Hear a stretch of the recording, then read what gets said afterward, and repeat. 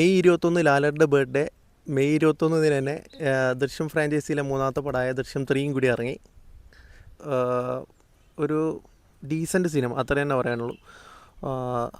ആദ്യത്തെ സെക്കൻഡ് പാർട്ടിലുള്ള പോലെ തന്നെ സ്ലോ പേസിൽ തുടങ്ങി.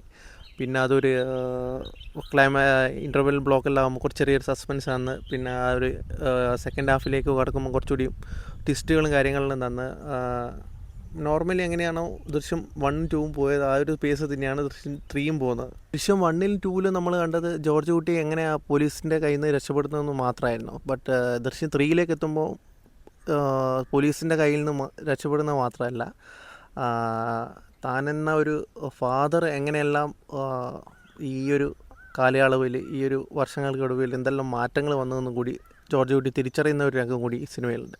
ജോർജ് കുട്ടീൻ്റെ ലൈഫിൽ കറണ്ട് സിനാരിയോയിൽ എന്തെല്ലാം നടക്കുന്നത്, അത് പിന്നെ ഒരു 5 വർഷത്തെ ഗ്യാപ്പിൽ എന്തെല്ലാം നടന്നു എന്നുള്ളതും കൂടി ഈ ഒരു കഥയുടെ അടിസ്ഥാനമാണ്. ആശീർവാദിൻ്റെ എല്ലാ പടങ്ങളിലുള്ള പോലെ തന്നെ ആൻ്റണി പെരുമാറിന് ഈ പടത്തിലൊരു റോളുണ്ട്. അതെന്തിനാണ് എല്ലാ ആശീർവാദിൻ്റെ പടത്തിൽ ആൻ്റണി പെരുമാർ ഒരു റോള് ചെയ്യുന്നതെന്ന് എനിക്കിതുവരെ മനസ്സിലായിട്ടില്ല.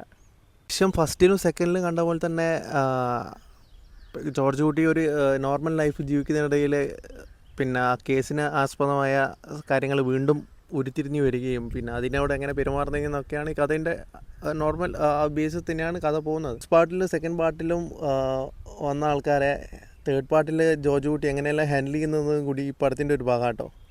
ലാലേട്ടൻ്റെ ചില സ്ഥലത്തുള്ള അഭിനയെല്ലാം ഒരു രക്ഷയില്ല, അടിപൊളിയായിരുന്നു. അതേപോലെ തന്നെ മീന സ്ക്രീൻ പ്രസൻസ് എല്ലാം അപാരം തന്നെ. ഫസ്റ്റിൻ്റെ സെക്കൻഡിനെ അപേക്ഷിച്ച് സ്ക്രിപ്റ്റ് കുറച്ചുകൂടി ബെറ്റർ ആക്കാമെന്ന് തോന്നി. ബട്ട് എന്നാലും ഒരു അടിപൊളി മൂവിയാണ് ദൃശ്യം 3. ഇൻ്റർവെൽ ബ്ലോക്കിലുള്ള ഒരു പഞ്ചും പിന്നെ ക്ലൈമാക്സോട് അടുക്കുമ്പോൾ ക്ലൈമാക്സിൽ അതിനടുക്ക് വരുന്ന ട്വിസ്റ്റുകളും കാര്യങ്ങളും വളരെ കാണാൻ തന്നെ ഒരു കാര്യം തന്നെയാണ്. എന്തുകൊണ്ടൊരു തിയേറ്റർ വാച്ചർ മൂവി തന്നെയാണ് ദൃശ്യം മൂവി.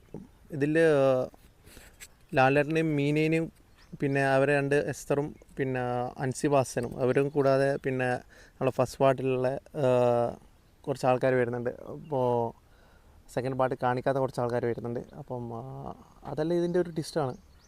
ദൃശ്യം 3 എന്തായാലും ലാലേട്ടൻ്റെയും മീനേൻ്റെയും ആ സ്ക്രീൻ പ്രസൻസ് കാണാൻ തന്നെ വളരെ ഭംഗിയാണ്.